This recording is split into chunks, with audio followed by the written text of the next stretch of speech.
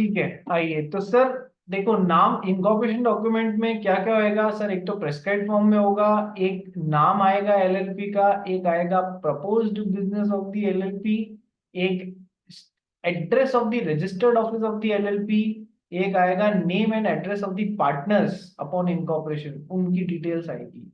Name, next detail क्या आएगी भाई? Name and address of the designated partners of the LLP upon incorporation. Incorporation के time जो लोग इन पार्टनर्स में से डेजिग्नेटेड पार्टनर्स होने वाले हैं, उनका नाम और एड्रेस क्या क्या होगा। वहां आपको ध्यान है, कंपनी में ये क्लॉज आता था कि सर कंपनी के जो फर्स्ट डायरेक्टर्स हैं, यदि कंपनी बनाते समय आपने डिसाइड किया हुआ है, तो सर उनका नाम और वो डिटेल्स देनी पड़ती थी। तो यहाँ पर डायरेक्टर्स की बजाय क्या आ जाएगा सर? डेजिग्नेटेड पार्टनर आ जाएगा। ठीक है।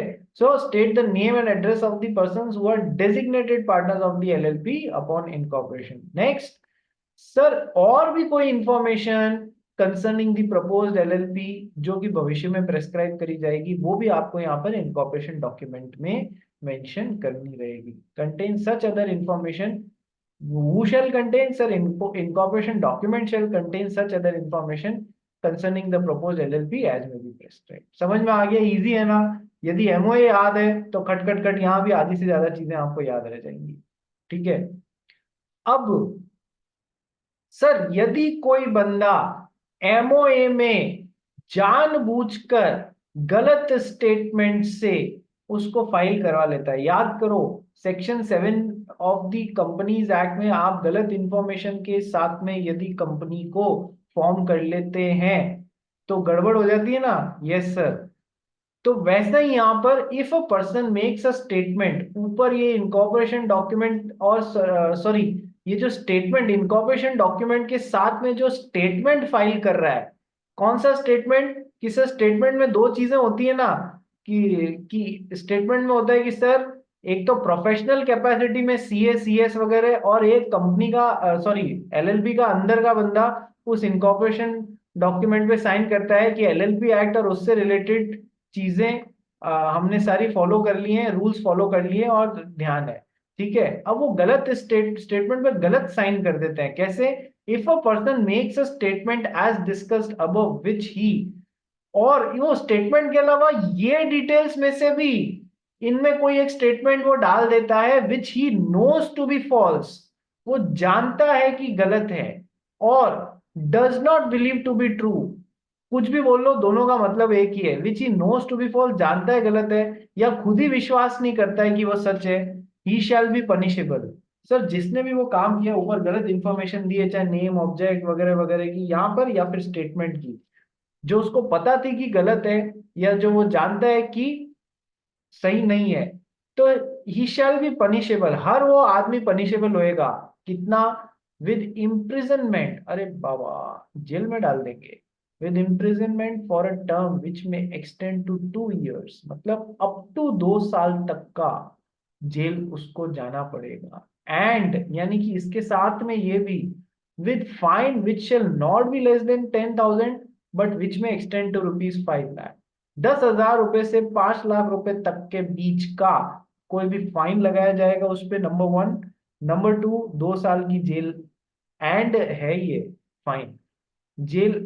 मतलब आप कई बार एंड की बजाय और होता है कि सर अच्छा हमको यहाँ पर सेट कर दो, हमने गलत इन्फॉर्मेशन दी, अब तो वो स्कोप ही नहीं रहा, जेल तो जाना पड़ेगा up to 2 years, and fine 10,000 रुपए से 5 लाख रुपए तक के बीच का फाइन भी रहेगा। क्या तुमको इनकॉर्पोरेशन डॉक्यूमेंट समझ में आ गया? Yes sir. स्टेटमेंट समझ में आ गया? Yes sir. यदि गलत तरीके से फाइल किया गया है इंफॉर्मेशन, और गलत एलएल तरीके से एलएलपी को इनकॉर्पोरेट किया गया है, 2 साल ससुराल जाके आना पड़ सकता है, 2 साल तक, और 10,000 से 5 लाख तक का फाइन। ठीक है। Incorporation bye registration, incorporation bye registration. अब नेक्स्ट चीजें आएंगी कि जब आपने ये ऊपर वाली इंफॉर्मेशन डॉक्यूमेंट और ये सब फाइल कर दिए, तो आगे अब रजिस्ट्रार को क्या क्या करना पड़ेगा, आगे अब रजिस्ट्रार को क्या क्या करना पड़ेगा। ठीक है। तो ये जो चीज है, एक सेकेंड, ये आज का लास्ट टॉपिक है। इन 4 पॉइंट्स को अपन आज लास्ट खत्म करेंगे और उसके बाद में आज की क्लास वाइंड अप करेंगे। नमित, समझ में आ रहा है तेरे को? Yes sir. कॉलेज वालों ने एग्जाम 17 को डाल दिए तेरे? हाँ सर, 8 को था, फिर सबमिशन के लिए लोग ने बुलाया और फिर वो लोग ने बोला कि कोई रीजंस के चक्कर में 17th को पोस्टपोन हो चुका एग्जाम। चलो ठीक है। Incorporation bye registration. Sir LLP क्या बिना रजिस्टर किए बन सकती है? नहीं सर। तो इनकॉर्पोरेशन बाय रजिस्ट्रेशन सेक्शन 12, ऊपर जो इनकॉर्पोरेशन डॉक्यूमेंट पढ़ा था अपन ने वो क्या था? इनकॉर्पोरेशन डॉक्यूमेंट वो सेक्शन 11। ध्यान रखना इसका रेफरेंस बार बार काम आएगा। ध्यान रखना इसका रेफरेंस बार बार काम आएगा। बहुत ज्यादा हौच पौच हो चुका है, इसको एक बार मैं वापस बोलता हूँ। बहुत ज्यादा हौच पौच हो चुका है, एक सेकेंड।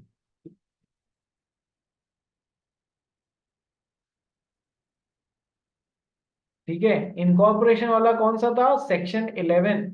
और इनकॉर्पोरेशन बाय रजिस्ट्रेशन क्या है? सेक्शन 12। ठीक है, पढ़ भाई फटाफट ये 4 पॉइंट्स पढ़। Point number 1।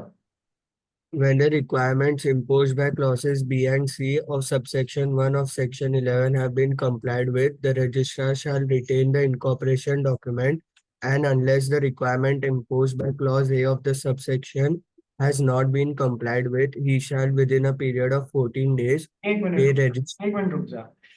देख, जब रजिस्ट्रार सेटिस्फाई हो जाता है कि सेक्शन 11 यानी जो ऊपर दिया हुआ था, अब अपन अभी पढ़ के आ रहे थे ना, उसके सब सेक्शन 1 के क्लॉजेस बी और सी कंप्लाई हो गए हैं, यानी कि वो बोलना क्या चाह रहा है देखो।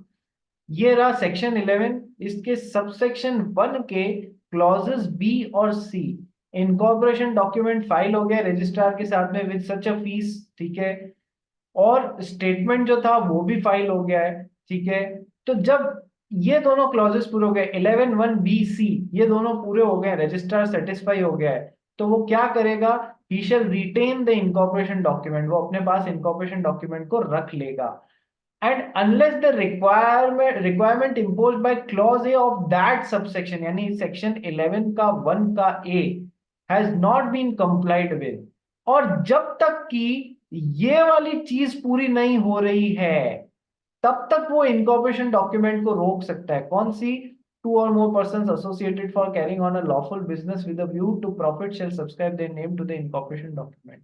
ठीक है। उसको लगता है बिजनेस लॉफुल नहीं है, उसको कोई भी प्रॉब्लम लगती है कि दो या दो से अधिक जने नहीं है, कोई भी, ये जो नॉर्मल सी बात है, उसको लगता है इसमें कोई कमी है, नहीं है, तो फिर वो क्या करेगा? नहीं है तो सर वो 14 दिनों के अंदर अंदर, he shall within a period of 14 days, number 1, register the incorporation document. 14 दिनों के अंदर अंदर इनकॉर्पोरेशन डॉक्यूमेंट को अपने पास में रजिस्टर कर लेगा।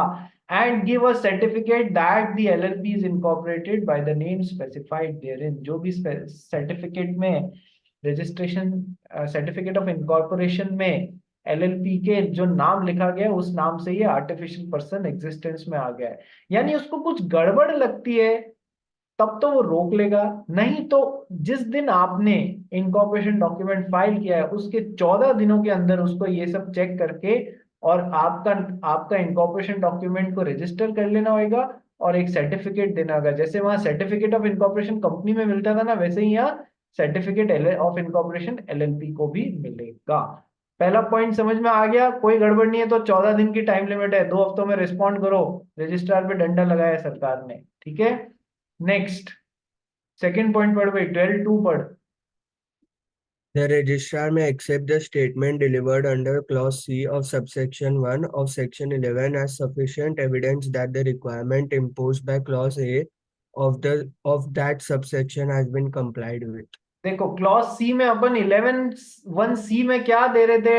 एक तरीके का स्टेटमेंट दे रहे थे ना कि हमने सब कुछ देख लिया है, एक सीएसीएस ने और एक अंदर के एलएलपी के पार्टनर ने, कि सब कुछ सही है, एक्ट के हिसाब से है और सब कुछ फॉलो कर रहे हैं। तो इनके उस स्टेटमेंट के कंधे पे बंदूक रख के रजिस्ट्रार चला रहा है। ऐसा आपने कहावत सुनी है ना, दूसरे के कंधे पे बंदूक रख के चलाना, यानी लगेगा कि वो चला रहा है जबकि चला आप रहे हो। तो आपने ये इनकॉर्पोरेशन करते वक्त स्टेटमेंट दिया है, एक तो सीएसीएस वगैरह ने, और एक अंदर के एक एलएलपी के पार्टनर ने क्या स्टेटमेंट दिया है कि सर सारी रिक्वायरमेंट्स फॉलो कर ली गई हैं और हमारे हिसाब से सब सही है। उसके बेसिस पे वो उसको सफिशिएंट बेसिस मान सकता है क्या कि sir that the requirements imposed by clause A of subsection has been complied with. वो अकेला उसको वो अपनी पिछवाड़ा बचा रहा है, मतलब समझते हो, अपने को गलती बार कर रहा है, ठीक है, ताकि उसके ऊपर नहीं आए। वो कह सकता है आपने दिया था, मैंने तो इस बेसिस पे दिया, आपने स्टेटमेंट दिया ना, सब कुछ सही है, सब कुछ फॉलो किया है। So the registrar may accept the statement delivered under clause C of subsection 1 of section 11 that sufficient evidence that the requirement imposed by clause A of that subsection has been complied with। देखो problem हो ना पढ़ने में तो ऊपर जाके पढ़ लेना कि सर क्लॉज सी में क्या दिया था, वो स्टेटमेंट दिया था कि सब कुछ फॉलो कर लिया, ठीक है, उसको वो मान लेगा कि हाँ ये सब कुछ सही तरीके से इनकॉर्पोरेट हुआ है, वो उसी को बेसिस बना के मान सकता है, ठीक है। आगे पॉइंट नंबर 3 पढ़ भाई। The certificate issued under clause B of subsection 1 shall be signed by the registrar and authenticated by his official seal. यहाँ कौन से क्लॉज बी के सबसेक्शन 1 की बात कर रहे हैं कि the certificate issued under clause B of subsection 1। ये देखो ये इसी सेक्शन की बात हो रही है। क्या यहाँ पर लिखा है सेक्शन 11? नहीं सर, यहाँ पर तो ऐसा कोई सेक्शन नहीं लिखा है। तो the certificate issued under clause B, ये वाला clause, clause B of subsection 1 shall, उसको कौन साइन करेगा? वो रजिस्ट्रार के द्वारा साइन होगा और उसकी ऑफिशियल सील लगाई जाएगी उस पे, सर्टिफिकेट ऑफ इनकॉर्पोरेशन पे। इजी है ना, क्या दिक्कत है? ठीक है मुकुंद, समझ में आ रहा है? Yes sir. Point number 4, the certificate shall be conclusive evidence that the LLP is incorporated by the name specified there.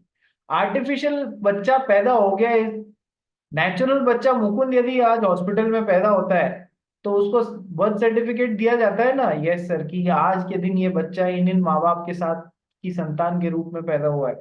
उसी तरीके से आर्टिफिशियल पर्सन जब पैदा होता है जैसे कि कंपनी, तो उसको भी सर्टिफिकेट ऑफ इनकॉर्पोरेशन मिलता है। जिस डेट से सर्टिफिकेट ऑफ इनकॉर्पोरेशन मेंशन्ड है उस डेट से वो पैदा होती है कंपनी, और इधर भी वही सीन है, certificate shall be conclusive evidence that LLP is incorporated by the name specified therein. क्या ये भी समझ में आ गया? 12 और 11 इनकॉर्पोरेशन के लिहाज से इंपॉर्टेंट हैं, याद रखना। नेक्स्ट अब आता है अपने पास में रजिस्टर्ड ऑफिस ऑफ। अच्छा, एक बार रजिस्ट्रेशन हो गया तो उसका इफेक्ट क्या होता है कि सर वही सारा इफेक्ट होता है जो एक कंपनी होती है। कंपनी जिस दिन रजिस्टर हो जाती है उस दिन से अपने नाम से एक्वायर कर सकती है खाते वगैरह, acquiring, owning, holding, developing, disposing of property, property अपने नाम से होल्ड कर सकती है, चाहे मूवेबल हो, इमूवेबल, इंटेंजिबल हो, अपने नाम से बैंक अकाउंट खोल सकती है, अपने नाम से केस कर सकती है, उसके ऊपर उसके नाम से केस किया जा सकता है।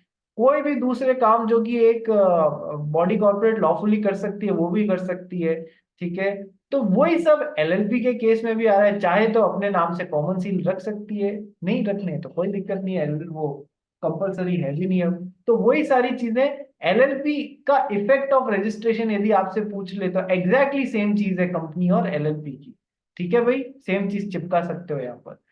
अब registered office of the LLP and change therein, यहाँ पर हम कल से चालू करेंगे। Registered office of the LLP and change therein and name related provisions, ये दो चीजें बचते ही अपना खत्म होता ही अपना एलएलपी खत्म हो जाएगा। फिर अपन इसका क्वेश्चन बैंक डिस्कस करेंगे। बड़ा जल्दी किया ना भाई अपन ने एलएलपी, यस सर। चलिए सर कल कितने बजे क्लास? बताइए आप कितनी बजे रखनी है, बताइए।